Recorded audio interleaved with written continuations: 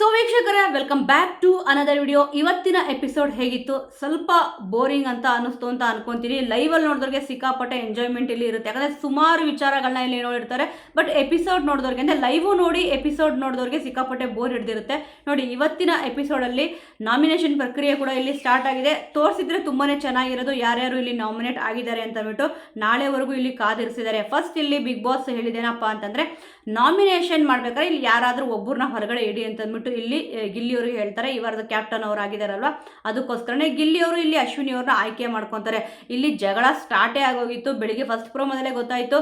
ಇಲ್ಲಿ ನೈಟ್ 1 ಗಂಟೆ ಆದಾಗ ಎಲ್ಲರೂ ಕೂಡ ಮುಖ ವಾಶ್ ಮಾಡ್ಕೊತಾ ಇರ್ತಾರೆ. ಗಿಲ್ಲಿಯವರು ಈ ಕೆಲಸ ಹೇಳಿದ ತಕ್ಷಣ ಎಲ್ರಿಗೂ ಕೂಡ ಟಿಗರ್ ಆಗುತ್ತೆ. ಯಾಕಂತಂದರೆ ಆಲ್ರೆಡಿ ಅಷ್ಟೊತ್ತು ಟೈಮ್ ಆಗೋಗ್ಬಿಟ್ಟಿದೆ, ಇವಾಗ ಏನು ಕೆಲಸ ಮಾಡೋದು ಅಂತಂದ್ಬಿಟ್ಟು ಸ್ವಲ್ಪ ಗಿಲ್ಲಿಯವರು ಬಿಟ್ಟು ಆನಂತರ ಇಲ್ಲಿ ಹೇಳಿದ್ರು ಕೂಡ ಚೆನ್ನಾಗಿರೋದು. ಆದರೆ ಅಲ್ಲಿಂದನೇ ಜಗಳ ಸ್ಟಾರ್ಟ್ ಆಗುತ್ತೆ. ಇಲ್ಲಿ ಮೇಯ್ನಾಗಿ ಇಲ್ಲಿ ಅಶ್ವಿನಿಯವರು ಕೆಲಸ ಹೇಳಿದ ತಕ್ಷಣ ನಾನು ಆಮೇಲೆ ಮಾಡ್ತೀನಿ ಹಾಗೆ ಹೀಗೆ ಅಂತ ಹೇಳಿದ್ರಲ್ವಾ. ಎಂಥವ್ರಿಗೆ ಆದರೂ ಕೂಡ ಅಂದರೆ ಅವ್ರು ಇವಾಗ ಕ್ಯಾಪ್ಟನ್ ಕೂಡ ಆಗಿದ್ದಾರೆ ಗಿಲ್ಲಿಯವರು. ಅವ್ರ ಮಾತನ್ನ ಅವರು ಕೇಳಬೇಕಿತ್ತು. ರಾಶಿಕ್ ಅವರು ಇಷ್ಟು ಉದ್ದ ಇಲ್ಲಿ ಭಾಷಣ ಹೊಡೆದ್ರು. ಅಂದರೆ ಕಳೆದ ವಾರ ಇಲ್ಲಿ ಕ್ಯಾಪ್ಟನ್ ಆಗಿದ್ರಲ್ಲ ಕಾವ್ಯ ಅವ್ರ ಕ್ಯಾಪ್ಟನ್ ಆಗೋಕ್ಕೂ ಮುಂಚೆ ಇಲ್ಲಿ ರಾಶಿಕ್ ಅವ್ರ ಕ್ಯಾಪ್ಟನ್ ಆಗಿದ್ರು. ನೀನು ನನಗೆ ಬೆಲೆ ಕೊಡದೇ ಇದ್ರೂ ಕೂಡ ಪರವಾಗಿಲ್ಲ, ಕ್ಯಾಪ್ಟನ್ಸಿ ಅನ್ನೋ ಪದ ಇದಲ್ವಾ ಅದಕ್ಕೆ ಇಲ್ಲಿ ಬೆಲೆ ಕೊಡು ಅಂತಂದ್ಬಿಟ್ಟು ಇಲ್ಲಿ ಹೇಳಿದ್ರು. ರಾಶಿಕಾಗಿ ಕೊಡಬೇಡ, ಕ್ಯಾಪ್ಟನ್ಗೆ ಬೆಲೆ ಕೊಡು ಅಂತ ಇಲ್ಲಿ ಹೇಳಿದ್ರು. ಈಗ ನೋಡಿದ್ರೆ ಅದೇ ಹೇಳ್ತಾರಲ್ವಾ, ಮಾಡೋದು ನೋಡಿದ್ರೆ ಅನಾಚಾರ ಮನೆ ಮುಂದೆ ಬೃಂದಾವನ ಅಂತಂದ್ಬಿಟ್ಟು. ಅವರಾದರೆ ಕ್ಯಾಪ್ಟನ್ನು ಅವ್ರಿಗೆ ಮರ್ಯಾದೆ ಕೊಡಬೇಕು, ಗಿಲ್ಲಿಯವ್ರ ಕ್ಯಾಪ್ಟನ್ ಆದರೆ ಅವ್ರಿಗೆ ಯಾರು ಕೂಡ ಮರ್ಯಾದೆ ಕೊಡಬಾರ್ದು ಅನ್ನೋ ರೀತಿಯಲ್ಲಿ ರಾಶಿಕ್ ಅವ್ರು ಹೇಳ್ದಂಗೆ ಇತ್ತು. ಯಾಕಂದರೆ ಅವರೆಲ್ಲ ಹೇಳಿದ್ರೆ ಎಲ್ಲ ನ್ಯಾಯವಾಗಿರುತ್ತೆ. ಇಲ್ಲಿ ಗಿಲ್ಲಿಯವ್ರು ಏನಾದರೂ ಹೇಳಿದ್ರೆ ಅದು ಅನ್ಯಾಯವಾಗಿ ಇರುತ್ತೆ ಅನ್ನೋ ರೀತಿಯಲ್ಲಿ ವರ್ತಿಸೋರು. ಫಸ್ಟು ಇಲ್ಲಿ ಎಪಿಸೋಡ್ ಸ್ಟಾರ್ಟ್ ಆಗಿದ ತಕ್ಷಣ ಇಲ್ಲಿ ಅಬ್ಸರ್ವ್ ಮಾಡ್ಬೋದು. ನಿನ್ನೆ ಅಷ್ಟೇ ಮಾಡುವವರು ಬಿಗ್ ಬಾಸ್ ಮನೆಯಿಂದ ಎಲಿಮಿನೇಟ್ ಆದರು ಅಂತಂದ್ಬಿಟ್ಟು ಇಲ್ಲಿ ಗೊತ್ತಾಯಿತು. ಅದಕ್ಕೆ ಸಿಕ್ಕಾಪಟ್ಟೆ ಇಲ್ಲಿ ಹತ್ತಿದ್ದು ರಕ್ಷಿತ್ ಅವರು. ಅದರಲ್ಲೂ ಕೂಡ ಕೆಲವೊಂದು ಟೈಮಲ್ಲಿ ಒಂದೊಂದು ಥರ ಇಲ್ಲಿ ನಡ್ಕೊತಾರಪ್ಪ ರಕ್ಷಿತ್ ಅವರು. ಅದು ಯಾಕಂತ ಇಲ್ಲಿ ಗೊತ್ತಿಲ್ಲ. ನನ್ನ ಮನಸ್ಸಲ್ಲಿತ್ತು 100% ವಾಪಸ್ ಬರ್ತಾರೆ ಇಲ್ಲಿ ಮಾಡುವವರು ಅಂತಂದ್ಬಿಟ್ಟು ರಘು ಅವ್ರ ಹತ್ರ ಇಲ್ಲಿ ಹೇಳ್ಕೊಂಡ್ರು. ಅದರಲ್ಲೂ ಕೂಡ ಅವ್ರದ್ದೊಂದು ವ್ಯಕ್ತಿತ್ವ ಏನಿದೆ ಬಿಗ್ ಬಾಸ್ ಮನೆಯಲ್ಲಿ ಯಾರ್ದೂ ಕೂಡ ಆ ಥರ ವ್ಯಕ್ತಿತ್ವ ಇಲ್ಲ ಅಂತ ಇಲ್ಲಿ ಹೇಳಿದ್ರು.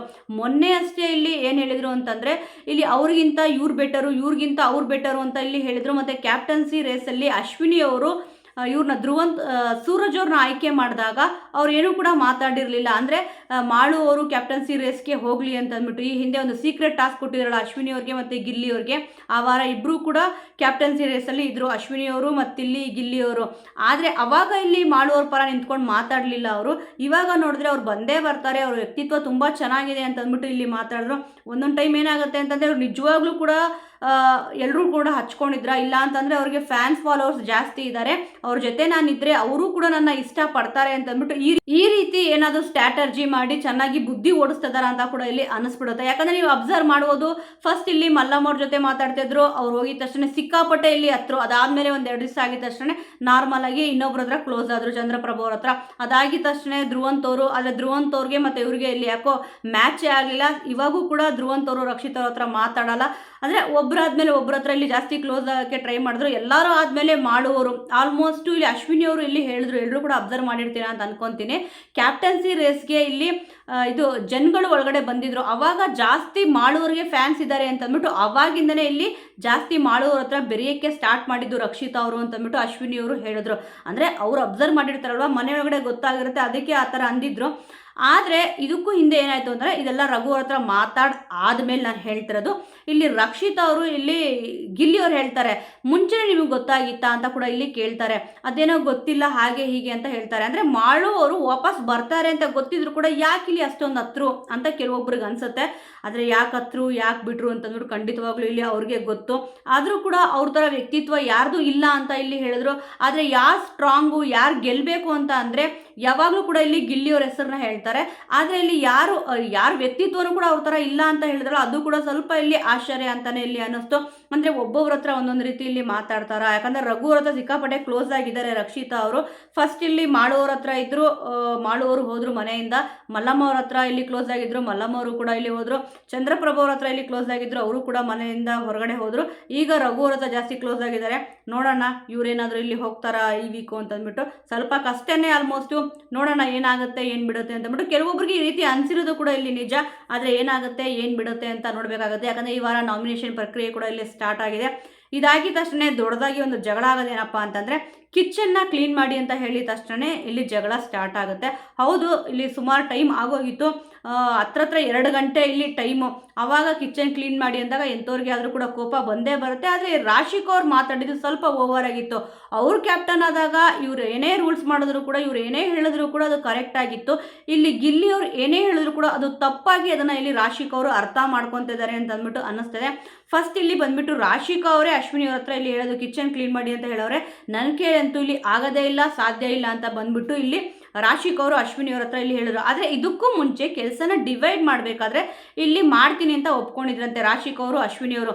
ಅಂದರೆ ಟೈಮು ಕೂಡ ಆಗಿದೆ, ಆದರೆ ಕೆಲಸನ ಮಾಡ್ತೀನಿ ಅಂತ ಒಪ್ಕೊಂಡಿದ್ರಲ್ವ, ಅದಕ್ಕೆ ಇಲ್ಲಿ ಗಿಲ್ಲಿಯವರು ಕೂಡ ಬಂದ್ಬಿಟ್ಟು ಇಲ್ಲಿ ಹೇಳಿದ್ದು ಕೆಲಸ ಮಾಡಲೇಬೇಕು ಅಂತ ಅಂದ್ಬಿಟ್ಟು ನಾರ್ಮಲಾಗೆ ಮಾತಾಡ್ತಿದ್ರಪ್ಪ. ಆದರೆ ಅಶ್ವಿನಿ ಅವರು ಅದನ್ನು ಸ್ವಲ್ಪ ಇಲ್ಲಿ ಬೇರೆ ಥರ ಅರ್ಥ ಮಾಡಿಕೊಂಡ್ರು ಅಂತ ಅನ್ನಿಸ್ತು. ಆದರೆ ನಿಜ ಹೇಳಬೇಕು ಅಂತಂದರೆ 2 ಗಂಟೆ ಆಗಿದೆ, ಬೆಳಿಗ್ಗೆ ಕೂಡ ಮಾಡ್ಕೊಳ್ಳೋದಿತ್ತು. ಇಲ್ಲಿ ಅಶ್ವಿನಿ ಅವ್ರು ಹೇಳಿದ್ರು ಸುಸ್ತಾಗ್ತದೆ ಹಾಗೆ ಹೀಗೆ ಅಂತ ಅಂದ್ಬಿಟ್ಟು.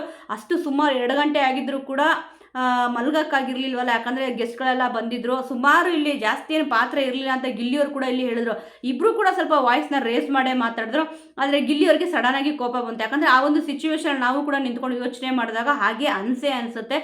ಮೆತ್ತಗೆ ಮಾತಾಡು, ನಿಧಾನಕ್ಕೆ ಮಾತಾಡು, ಯಾಕೆ ಅಷ್ಟೊಂದು ಅರ್ಚ್ತಾ ಇದೆಯಾ, ಮತ್ತು ಇಲ್ಲಿ ಕ್ಯಾಪ್ಟನ್ ಅಂದಿದ ತಕ್ಷಣ ಏನು 2 ಕೊಂಬಿಲ್ಲ ಹಾಗೆ ಹೀಗೆ ಅಂತ ಮಾತಾಡಿದ್ರು. ಆದರೆ ಕ್ಯಾಪ್ಟನ್ ರೂಮ್ಗೆ ಎಷ್ಟು ಬೆಲೆ ಇದೆಯೋ ನಿಜವಾಗ್ಲೂ ಕೂಡ ಕ್ಯಾಪ್ಟನ್ ಆದವ್ರಿಗೂ ಕೂಡ ಅಷ್ಟೇ ಬೆಲೆ ಇರುತ್ತೆ ತಾನೆ. ಹೌದು, ಗಿಲ್ಲಿಯವರು ಬೇರೆಯವ್ರ ಕ್ಯಾಪ್ಟನ್ ಆದಾಗ ಇಲ್ಲಿ ಕೆಲಸ ಮಾಡಬೇಕಾದ್ರೆ ಸ್ವಲ್ಪ ಸತಾಯಿಸಿದ್ದಾರೆ. ಆದರೆ ಕೆಲಸ ಅಂತೂ ಮಾಡಿದಾರಲ್ವಾ, ಆಮೇಲೆ ಮಾಡ್ತೀನಿ ಹಾಗೆ ಹೀಗೆ ಅಂತ ಹೇಳಿದ್ದಾರೆ. ಬಟ್ ಆ ಕೆಲಸನ ಇಲ್ಲಿ ಫಿನಿಶ್ ಮಾಡಿದ್ದಾರೆ. ಇವರು ಕೂಡ ಮಾಡಬೇಕಿತ್ತು. ರಾಶಿಕ್ ಅವರು ಪ್ರತಿ ಸತಿ ಹೇಳಿದ್ದೇನಪ್ಪ ಅಂತಂದರೆ ಅವ್ರು ಕ್ಯಾಪ್ಟನ್ ಆದಾಗ ನೀನು ನನಗೆ ಮರ್ಯಾದೆ ಕೊಡಬೇಡ, ಕ್ಯಾಪ್ಟನ್ ಅಂತ ಏನಿದೆ ಅದಕ್ಕೆ ಇಲ್ಲಿ ಮರ್ಯಾದೆ ಕೊಡು ಅಂತ ಇಲ್ಲಿ ಹೇಳಿದರು. ಇಲ್ಲಿ ಇವ್ರು ಮಾಡಿದ್ದೇನು ರಾಶಿಕ್ ಅವರು ಅಶ್ವಿನಿ ಅವ್ರ ಹತ್ರ ಬಂದ್ಬಿಟ್ಟು ಈ ರೀತಿಯಾಗಿ ಅಂದರೆ ಒಂದಕ್ಕೆ ಇನ್ನೊಂದು ಸೇರಿಸ್ಬಿಟ್ಟು ಇಲ್ಲಿ ಹೇಳಿದ್ರು. ಸ್ವಲ್ಪ ಅಶ್ವಿನಿಗೂ ಕೂಡ ಬೇಜಾರಾಯಿತು, ಇಷ್ಟೊತ್ತಾಗಿದೆ ಏನು ಗಿಲ್ಲಿ ಈ ಥರ ಮಾತಾಡ್ತಾ ಇದ್ದಾನೆ ಅಂತಬಿಟ್ಟು. ಆದರೂ ಕೂಡ ಇಲ್ಲಿ ಗಿಲ್ಲಿಯವರು ಬಂದು ಡೈರೆಕ್ಟಾಗಿ ಅಶ್ವಿನಿ ಅವ್ರ ಹತ್ರ ಹೇಳಿದಾಗ ಅಶ್ವಿನಿ ಅವರು ಬೆಳಿಗ್ಗೆ ಮಾಡ್ತೀನಿ ಸುಸ್ತಾಗ್ತದೆ ಹಾಗೆ ಹೀಗೆ ಅಂತ ಇಲ್ಲಿ ಹೇಳಿದ್ದು ನಿಜ. ಆದರೆ ಇಲ್ಲಿ ಆನಂತರ ಬಂದ್ಬಿಟ್ಟು ಏನಪ್ಪ ಹೇಳ್ತಾರೆ ಅಂತಂದರೆ ತಾಯಾಣೆ ಹಾಗೆ ಹೀಗೆಲ್ಲ ಹೇಳ್ತಾರೆ. ಇದಕ್ಕೆಲ್ಲ ತಾಯಾಣೆ ಯಾಕೆ ಇಲ್ಲಿ ಇಡಬೇಕು, ಅದರಲ್ಲೂ ಕೂಡ ಇಲ್ಲಿ ಅಳ್ತಾರೆ. ಅಂದರೆ ಕೆಲವೊಬ್ರಿಗೆ ಏನು ಅನಿಸುತ್ತೆ ಅಂತಂದರೆ ಈ ಥರ ಹತ್ತಾಗ ಸೀನ್ ಕ್ರಿಯೇಟ್ ಮಾಡ್ತಾ ಇದ್ದಾರೆ, ಸಿಂಪತಿ ಕಾರ್ಡ್ನ ಪ್ಲೇ ಮಾಡ್ತಾ ಇದ್ದಾರೆ ಅಂತ ಇಲ್ಲಿ ಅನಿಸ್ಬಿಡುತ್ತೆ. ಇಲ್ಲಿ ಅಶ್ವಿನಿಯವರು ಅಷ್ಟೊಂದು ಸ್ಟ್ರಾಂಗ್ ಇದ್ದಾರೆ, ಒಂದು ಅಳೋ ನೆಸೆಸಿಟಿ ಇಲ್ಲಿ ಇರಲಿಲ್ಲ. ರಾಶಿಕ್ ಅವರು ಕೂಡ ಇಲ್ಲಿ ಹೇಳಿದ್ರು, ಅಂದರೆ ಅವರು ಪಾಸಿಟಿವ್ ಆಗಿ ಹೇಳಿದ್ರು ನೆಗೆಟಿವ್ ಆಗಿ ಹೇಳಿದ್ರು, ಒಟ್ಟಿನಲ್ಲಿ ಹೇಳ್ತಾರೆ ಇದಕ್ಕೆಲ್ಲ ಅಳೋ ಅವಶ್ಯಕತೆ ಇಲ್ಲ ಅಂತಂದ್ಬಿಟ್ಟು. ಕ್ಯಾಪ್ಟನ್ ಅಂದಿದ ತಕ್ಷಣ ನೀವು ಹೇಳಿದ್ದು ಕರೆಕ್ಟು, 2 ಕೊಂಬೇನಿಲ್ಲ ಅಂತಂದ್ಬಿಟ್ಟು. ಅದೇ ಅವ್ರು ಕ್ಯಾಪ್ಟನ್ ಆದಾಗ ಅಂದರೆ ಅವ್ರಿಗೆ 2 ಕೊಂಬಿತ್ತು, ಈಗ ಇಲ್ಲಿ ಗಿಲ್ಲಿಯವ್ರಿಗೆ 2 ಕೊಂಬು ಬರೋದು ಬೇಡವಾ?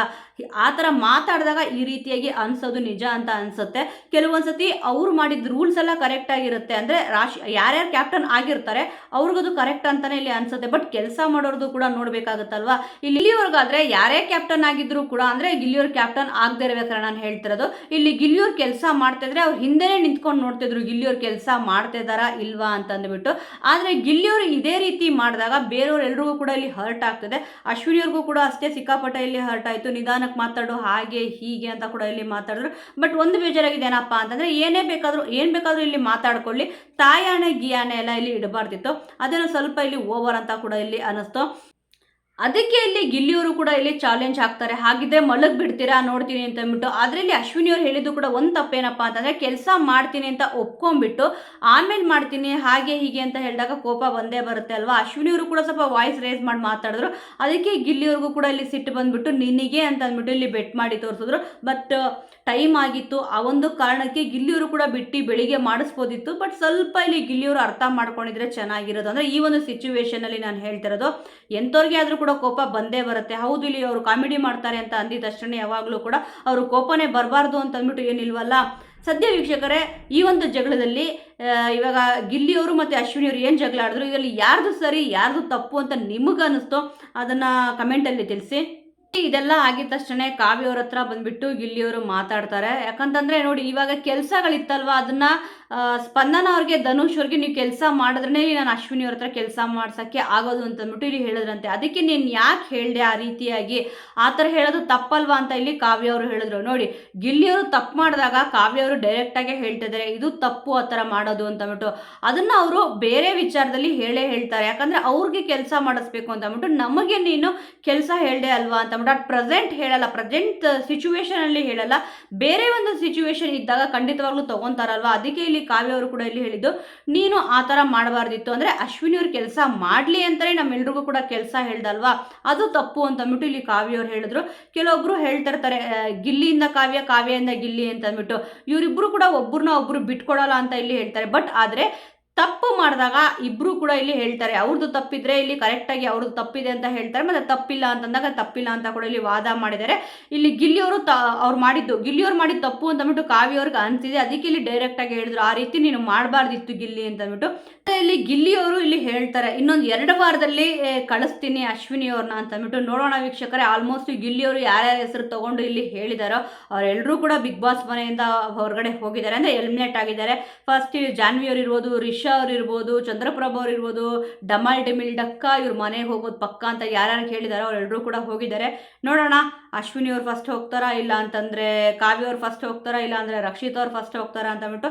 ಸದ್ಯ 2 ವಾರದಲ್ಲಿ ಇಲ್ಲಿ ಕಳಿಸ್ತೀನಿ ಅಂತ ಹೇಳಿದ್ದಾರೆ, ನೋಡೋಣ ಕಳಿಸ್ತಾರಾ ಅಥವಾ ಇದರ ಚಾಲೆಂಜ್ ಹಾಕಿದಾಗ ಗೆದ್ದಿದ್ದಾರೆ ಆಲ್ಮೋಸ್ಟ್ 90%, ಇನ್ನು 10% ನೋಡಬೇಕಾಗುತ್ತೆ, ಒಂದು ಸ್ವಲ್ಪ ದಿವಸ ಕಾದರೆ ಗೊತ್ತಾಗುತ್ತಲ್ವಾ. ಇದಾಗಿದ ತಕ್ಷಣ ನೆಕ್ಸ್ಟ್ ಇಲ್ಲಿ ದಿನಸಿ ಸಾಮಗ್ರಿಗಳದ್ದು ಒಂದು ಚಟುವಟಿಕೆ ಅಂದರೆ ಒಂದು ಗೇಮ್ ಕೂಡ ಇಲ್ಲಿ ಕೊಡ್ತಾರೆ. ಸ್ವಲ್ಪ ಕಷ್ಟ ಇತ್ತು ಈ ಒಂದು ಗೇಮ್ ಆಡಬೇಕಾದ್ರೆ, ಯಾಕಂದರೆ ಬ್ಯಾಲೆನ್ಸ್ ಮಾಡಿಬಿಟ್ಟು ಒಬ್ಬರಿಂದ ಒಬ್ಬರಿಗೆ ಬಾಲ್ ಪಾಸ್ ಮಾಡಬೇಕಿತ್ತಲ್ವಾ, ಅದಕ್ಕೋಸ್ಕರ ಸ್ವಲ್ಪ ಕಷ್ಟ ಆಯಿತು. ಅದಕ್ಕೋಸ್ಕರ ಸೆಕೆಂಡ್ ರೌಂಡ್ ಕೂಡ ಇಲ್ಲಿ ಕೊಡ್ತಾರೆ. ಒಟ್ಟಿನಲ್ಲಿ ಚೆನ್ನಾಗಿ ಆಡಿದ್ರು, ದಿನಸಿ ಸಾಮಗ್ರಿಗಳು ಕೂಡ ಇಲ್ಲಿ ಸಿಕ್ತು ನೋಡಿ. ಇದಾದ್ಮೇಲೆ ಒಂದು ಪ್ರಮೋಷನ್ ವಿಡಿಯೋ ಇಲ್ಲಿ ಮಾಡಿಸೋದು, ಅಂದರೆ 2 ಟೀಮ್ಗಳಾಗಿ ಇಲ್ಲಿ ವಿಂಗಡಣೆ ಆಯಿತು, ಒಂದು ಬ್ಲ್ಯಾಕ್ ಒಂದು ರೆಡ್ ಟೀಮು. ಒಂದು ಟೀಮಲ್ಲಿ ಒಂದು ಕಾವ್ಯ ಅವರು, ಧನುಷ್ ಅವರು, ಸ್ಪಂದನ ಅವರು, ಧ್ರುವಂತ್ ಅವರು ಇದ್ದರು. ಮತ್ತು ಇನ್ನೊಂದು ಟೀಮಲ್ಲಿ ಅಶ್ವಿನಿ ಅವರು, ರಾಶಿಕಾ ಅವರು, ರಕ್ಷಿತ್ ಅವರು, ರಘು ಅವರು ಇಲ್ಲಿದ್ದರು. ಇದರಲ್ಲಿ ಕಾವ್ಯ ಅವರು, ಧನುಷ್ ಅವರು, ಸ್ಪಂದನ ಅವರು, ಧ್ರುವಂತ್ ಅವರು ಗೆದ್ದರು. ಟೋಟಲ್ 73 ಕಾಯಿನ್ಗಳನ್ನ ಇಲ್ಲಿ ಕಲೆಕ್ಟ್ ಮಾಡಿದ್ರು, ಅಂದರೆ ಅಲ್ಲಿ ಮಣ್ಣು ಹಾಕಿದ್ರು, ಆ ಮಣ್ಣಲ್ಲಿ ಕಾಯಿನ್ಗಳನ್ನ ಇಲ್ಲಿ ಇಟ್ಟಿದ್ರು.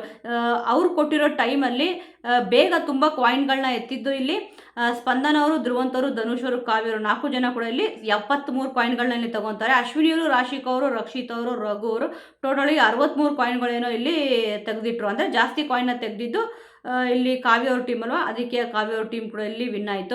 ನೆಕ್ಸ್ಟ್ ಇಲ್ಲಿ ಈ ಒಂದು ಚಟುವಟಿಕೆ ಆಗಿದ ತಕ್ಷಣ ಇಲ್ಲಿ ನಾಮಿನೇಷನ್ ಪ್ರಕ್ರಿಯೆ ಕೂಡ ಇಲ್ಲಿ ಸ್ಟಾರ್ಟ್ ಮಾಡ್ತಾರೆ. ಫಸ್ಟ್ ಬಿಗ್ ಬಾಸ್ ಅವರು ಇಲ್ಲಿ ಹೇಳ್ತಾರೆ ಯಾರಾದರೂ ಒಬ್ಬರನ್ನ ಹೊರಗಡೆ ಇಡಬೇಕಾಗತ್ತೆ, ಅವರು ನಾಮಿನೇಟ್ ಮಾಡಂಗೆ ಇಲ್ಲ ಅಂತ ಅಂದ್ಬಿಟ್ಟು. ಇಲ್ಲಿ ಸಿಕ್ಕಾಪಟ್ಟೆ ಜಗಳ ಆಗುತ್ತೆ ಗಿಲ್ಲಿಯವ್ರಿಗೂ ಮತ್ತು ಅಶ್ವಿನಿಯವ್ರಿಗೂ. ಅವರು ಸೂಕ್ತ ಕಾರಣ ಕೊಡಲೇಬೇಕು, ಗಿಲ್ಲಿಯವರು ಸೂಕ್ತ ಕಾರಣ ಕೂಡ ಇಲ್ಲಿ ಕೊಟ್ಟರು. ಏನಾದರೂ ಕೆಲಸ ಹೇಳಿದ್ರೆ ಅವರು ಸರಿಯಾಗಿ ಮಾಡಲ್ಲ, ನಾವು ಏನೇ ಇಲ್ಲಿ ಹೇಳಿದ್ರು ಕೂಡ ಅವರು ಅದನ್ನು ಬೇರೆ ಥರ ಇಲ್ಲಿ ತಿರ್ಚಿ ಹೇಳ್ತಾರೆ ಅಂತ ಅಂದ್ಬಿಟ್ಟು ಕೂಡ ಇಲ್ಲಿ ಹೇಳಿದ್ರು. ಅಂದರೆ ಕೆಲವೊಂದು ವಿಚಾರಗಳು ಇಲ್ಲಿ ಅಬ್ಸರ್ವ್ ಮಾಡಿದಾಗ ಅದೇ ರೀತಿಯಲ್ಲಿ ಅಶ್ವಿನಿ ಅವರು ಕೂಡ ಇಲ್ಲಿ ಮಾಡಿದ್ದಾರೆ. ಮತ್ತು ಶುಗರ್ ಕೋಟೆಡ್ ಅಂತ ಕೂಡ ಇಲ್ಲಿ ಹೇಳಿದ್ರು. ಕೆಲವೊಂದು ವಿಚಾರಗಳು ಸೂಕ್ಷ್ಮವಾಗಿ ಅಬ್ಸರ್ವ್ ಮಾಡಿದಾಗ ಅದೇ ರೀತಿಯಲ್ಲಿ ಅನಿಸ್ತು. ಆದರೆ ಇವರಿಬ್ಬರು ಜಗಳ ಸಿಕ್ಕಾಪಟ್ಟೆ ಇಲ್ಲಿ ಜೋರಾಗೇ ನಡೀತು. ಗಿಲ್ಲಿ ಸೋಂಬೇರಿ, ಸುಳ್ಳು ಹೇಳ್ತಾನೆ, ಮತ್ತು ಇಲ್ಲಿ ಕೆಲಸ ಮಾಡಲ್ಲ ಅಂತ ಅಂದ್ಬಿಟ್ಟು ಇಲ್ಲಿ ಬೈದರು. ಮತ್ತು ಕ್ಯಾಪ್ಟನ್ ಆಗೋಕ್ಕೆ ಗಿಲ್ಲಿ ಲಾಯಕ್ಕೆ ಇಲ್ಲ ಅಂತ ಕೂಡ ಇಲ್ಲಿ ಹೇಳಿದ್ರು. ಅಂದರೆ ಮೂರ್ಖರ ಜೊತೆ ಮಾತಾಡಿದ್ರೆ ಬುದ್ಧಿ ಇಲ್ಲ ಅಂತ ಕೂಡ ಇಲ್ಲಿ ಅಶ್ವಿನಿ ಅವರು ಕೂಡ ಇಲ್ಲಿ ವಾದ ಮಾಡಿದ್ರು. ಯಾಕಂದರೆ ಗಿಲ್ಲಿಯವರು ಹೇಳಿದ್ರಲ್ವಾ, ನೀನು ಬೇರೆ ಇಲ್ಲಿ ನಾಮಿನೇಷನ್ ಮಾಡೋ ಅಧಿಕಾರನ ಇಲ್ಲಿ ಕಿತ್ಕೊಳ್ಬೋದು, ಬೇರೆ ಏನೂ ಕೂಡ ಕಿತ್ಕೊಳ್ಳೋಕ್ಕಾಗಲ್ಲ ಅಂತ ಇಲ್ಲಿ ಹೇಳಿದ್ರು. ಅಂದರೆ ಈ ಥರ ಪದಗಳು ಯೂಸ್ ಮಾಡಿದಾಗ ಎದುರುಗಡೆ ಇರೋರಿಗೆ ಯಾರೇ ಇರಲಿ ಅಲ್ಲಿ ಇವನ್ ಅವ್ರಿಗಂತೂ ಕೋಪ ಬಂದೇ ಬರುತ್ತೆ. ಗಿಲ್ಲಿಯವ್ರಿಗೂ ಕೂಡ ಇಲ್ಲಿ ಕೋಪ ಬಂತು. ಯಾಕಂದರೆ ನೋಡಿ, ಮಾತಾಡಬೇಕಾದ್ರೆ ಸ್ವಲ್ಪ ಇಲ್ಲಿ ನಿಗಾ ಇರಬೇಕು ಅಂತ ಹೇಳ್ತಾರಲ್ಲ. ಅಶ್ವಿನಿಯವರು ದೊಡ್ಡವರಿದ್ದಾರೆ ಹೌದು, ಆದರೆ ಇಲ್ಲಿ ಅಶ್ವಿನಿಯವ್ರು ಹೇಳ್ತಾರಲ್ವ, ನಾಮಿನೇಷನ್ ಮಾಡೋದನ್ನು ಕಿತ್ಕೊಳ್ಬೋದು, ಇನ್ನೇನು ನೀನು ಕಿತ್ಕೊಳ್ಳೋಕ್ಕಾಗಲ್ಲ ಅಂತ ಅಂದ್ಬಿಟ್ಟು. ಅಂದರೆ ಈ ಥರ ಮಾತಾಡಿದಾಗ ಎದುರುಗಡೆ ಇರೋ ಪರ್ಸನ್ಗೆ ಹರ್ಟ್ ಆಗೇ ಆಗುತ್ತೆ. ಇಲ್ಲಿ ಸ್ವಲ್ಪ ಅಶ್ವಿನಿಯವರು ಈ ಒಂದು ವಿಚಾರನ ಸ್ವಲ್ಪ ಸರಿ ಮಾಡಿಕೊಂಡ್ರೆ ತುಂಬಾ ಚೆನ್ನಾಗಿರುತ್ತೆ. ಏನು ಕೂಡ ಗಿಲ್ಲಿಯವ್ರಿಗೆ ಇನ್ನೂ ಬೈತಾರೆ ಅವರು, ಗಿಲ್ಲಿ ಏನು ನೀನು ದಬ್ಬಾಕಿಲ್ಲ ಇಲ್ಲಿ, ಮತ್ತು ಇಲ್ಲಿ ಇದು ವ್ಯಕ್ತಿತ್ವದ ಆಟ, ದುರಾಂಕಾರದ ಆಟ ಅಲ್ಲ ಅಂತ ಕೂಡ ಇಲ್ಲಿ ಹೇಳಿದ್ರು. ಅಶ್ವಿನಿಯವರು ಕೂಡ ಇಲ್ಲಿ ಅರ್ಥ ಮಾಡ್ಕೋಬೇಕು, ಇದು ದುರಾಂಕಾರದ ಆಟ ಅಲ್ಲ ಅಂತ ಅಂದ್ಬಿಟ್ಟು. ಕೆಲವೊಂದ್ಸತಿ ನಾವು ಎದುರುಗಡೆ ಇರೋ ಪರ್ಸನ್ ಬೈತಿದ್ರು ಕೂಡ ಸ್ವಲ್ಪ ಇಲ್ಲಿ ಯೋಚನೆ ಮಾಡ್ಬಿಟ್ಟು ಬೈಬೇಕಾಗುತ್ತೆ. ಈಗ ಎಲ್ಲರೂ ಕೂಡ ಬಿಗ್ ಬಾಸ್ ಮನೆಯಲ್ಲಿ ಒಟ್ಟಿಗೆನೇ ಇದ್ದಾರೆ, ಏನೇ ಆದರೂ ಕೂಡ ಜಗಳ ಆಡಿದ್ರು ಕೂಡ ಮತ್ತೆ ಅವ್ರ ಹತ್ರ ಮಾತಾಡಬೇಕಾಗುತ್ತೆ. ಬಟ್ ಮಾತಾಡ್ಬೇಕಾದ್ರೆ ಸ್ವಲ್ಪ ಮಾತಿನ ಮೇಲೆ ಹಿಡಿತಾ ಇದ್ರೆ ತುಂಬಾನೇ ಚೆನ್ನಾಗಿರುತ್ತೆ. ಯಾಕಂದ್ರೆ ಅವ್ರು ಹೇಳಿದ್ದೇನಪ್ಪ ಅಂತಂದ್ರೆ ಇದು ದುರಾಂಕಾರದ ಆಟ ಅಲ್ಲ ಅಂತ ಅಂದ್ಬಿಟ್ಟು. ಅಂದ್ರೆ ಬಿಗ್ ಬಾಸ್ ಮನೆಗೆ ಯಾರಾದರೂ ಇಲ್ಲಿ ದುರಾಂಕಾರವಾಗಿ ಆಟ ಆಡಬೇಕು ಅಂತ ಬಂದಿರ್ತಾರೆ, ಯಾರೂ ಕೂಡ ದುರಾಂಕಾರವಾಗಿ ಆಟ ಆಡಬೇಕು ಅಂತ ಇಲ್ಲಿ ಬಂದಿರಲ್ಲ. ಬಟ್ ಅವ್ರು ಬೈಬೇಕು, ಏನೋ ಬೈದ್ರು, ಜಗಳ ಅಂತೂ ಇಲ್ಲಿ ಆಯಿತು ಅಂದರೆ ಕಂಟೆಂಟ್ಗೋಸ್ಕರ ಈ ರೀತಿ ಮಾಡ್ತಾರೋ, ನಿಜವಾಗ್ಲೂ ಇಲ್ಲಿ ಜಗಳ ಆಡ್ತಾರೋ ಅನ್ನೋದೇ ಸ್ವಲ್ಪ ಇಲ್ಲಿ ಒಂದೊಂದು ಟೈಮಲ್ಲಿ ಕನ್ಫ್ಯೂಷನ್ ಆಗಿಬಿಡುತ್ತೆ. ಅಶ್ವಿನಿ ಅವರು ಗಿಲ್ಲಿಯವ್ರ ಮೇಲೆ ಈ ಒಂದು 2 ವಾರದಿಂದ ಅಬ್ಸರ್ವ್ ಮಾಡಿರ್ಬೋದು, ಏನೂ ಕೂಡ ಜಗಳ ಆಗಿರಲಿಲ್ಲ. ಅದರಲ್ಲೂ ಕೂಡ ಈ ವಾರ ಗಿಲ್ಲಿಯವರು ಕ್ಯಾಪ್ಟನ್ ಆಗಿದ ತಕ್ಷಣ ಇಲ್ಲಿ ಜಗಳ ಸ್ಟಾರ್ಟ್ ಆಗಿದೆ. ಇದಾಗಿದ ತಕ್ಷಣ ನಾಮಿನೇಷನ್ ಪ್ರಕ್ರಿಯೆ ಸ್ಟಾರ್ಟ್ ಮಾಡ್ತಾರೆ. ನೋಡಿ ಇಲ್ಲಿ ಗಿಲ್ಲಿಯವರು ವಾದ ಪ್ರತಿವಾದಗಳನ್ನ ಇಲ್ಲಿ ಯಾರು ಕರೆಕ್ಟಾಗಿ ಮಾಡಿದ್ರು ಅಂತ ನೋಡಿಬಿಟ್ಟು ಯಾರು ವಾದ ಕರೆಕ್ಟಾಗಿ ಇಲ್ಲಿ ಇತ್ತು ಅಂತ ಅಂದ್ಬಿಟ್ಟು ಅವ್ರನ್ನ ಇಲ್ಲಿ ನಾಮಿನೇಟ್ ಮಾಡಬೇಕು. ಮತ್ತು ಇಲ್ಲಿ ಯಾರು ವಾದ ಸರಿ ಮಾಡಿಲ್ಲ ಅಂದರೆ ಇವಾಗ ಯಾರು ಆ ಫ್ಲ್ಯಾಗ್ ಎತ್ಕೊತಾರೋ ಅವ್ರು ಇಲ್ಲಿ ಬಂದು ನಿಂತ್ಕೊಂಡ್ಬಿಟ್ಟು ಇಬ್ಬರನ್ನ ನಾಮಿನೇಟ್ ಮಾಡಬೇಕು. ಅವರು ಸೂಕ್ತವಾದ ಕಾರಣನ ಕೊಟ್ಟರೆ ಇಲ್ಲಿ ಅವರು ಆರಾಮಾಗಿ ಅವ್ರು ಇವಾಗ ನೋಡಿ ಫಸ್ಟ್ ರೌಂಡಲ್ಲಿ ರಕ್ಷಿತಾ ಅವರು ಫ್ಲ್ಯಾಗ್ನ ಎತ್ಕೊತಾರೆ. ಕಾವ್ಯ ಅವ್ರನ್ನ ಸ್ಪಂದನ ಅವ್ರನ್ನ ಇಲ್ಲಿ ನಾಮಿನೇಟ್ ಮಾಡ್ತಾರೆ. ಆದರೆ ಕಾವ್ಯ ಅವ್ರಿಗೆ ಸರಿಯಾದ ಕಾರಣ ಕೊಡಲಿಲ್ಲ. ಅವ್ರನ್ನ ಯಾಕೆ ನಾಮಿನೇಟ್ ಮಾಡ್ತಿದ್ದೀನಿ ಅಂತ ಅಂದ್ಬಿಟ್ಟು ಸ್ಪಂದನ ಅವ್ರಿಗೆ ಕೊಟ್ಟ ಕಾರಣ ಸೂಕ್ತವಾಗಿ ಇತ್ತು ಅಂತಂದ್ಬಿಟ್ಟು ಇಲ್ಲಿ ಗಿಲ್ಲಿಯವರು ಹೇಳ್ತಾರೆ.